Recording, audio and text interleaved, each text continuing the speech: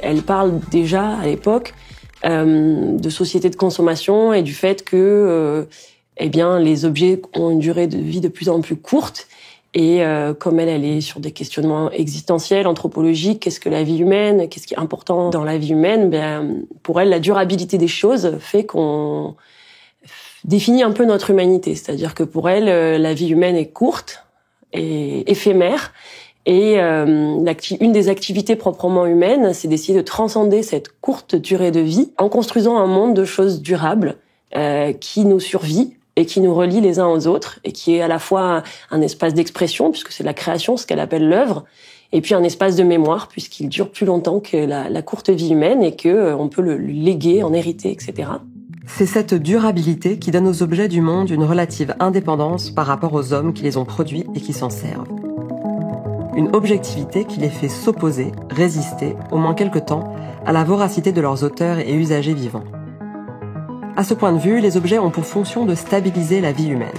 Et contre Héraclite affirmant qu'on ne se baigne pas 2 fois dans le même fleuve, leur objectivité tient au fait que les hommes, en dépit de leur nature changeante, peuvent recouvrer leur identité dans leur rapport avec la même chaise, la même table. Derrière le jetable, derrière la réduction de plein d'objets à un seul service qu'ils peuvent nous rendre, à un usage unique, comme on dit, il y a cet esprit utilitariste qui est que les objets ne sont jamais que le service qu'ils vont nous rendre. Ouais. En réalité, c'est complètement faux. Les objets sont bien plus que ça. Les objets sont une présence permanente autour de nous. Ouais. Ils ont une existence séparée de nous. C'est ça qui les définit. Un objet, c'est le contraire de sujet. Donc, c'est ce qui nous fait face.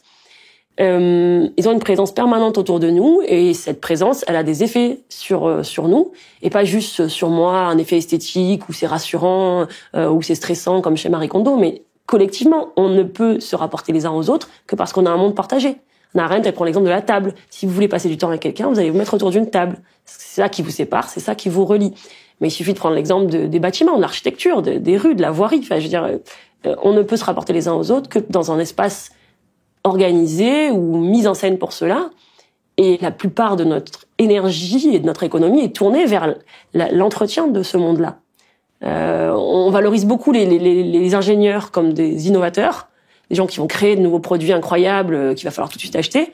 En réalité, la plupart des ingénieurs travaillent à la maintenance, à l'entretien des choses.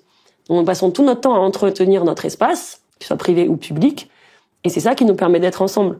Et donc, tout prétendre que les choses pourraient être toutes réduites à une utilité unique ou pendant un court laps de temps, et qu'après on pourrait s'en débarrasser et qu'il faudrait tout remettre à neuf et qu'on se sentirait beaucoup mieux, ça ne correspond pas à l'expérience humaine fondamentale, selon Hannah Arendt.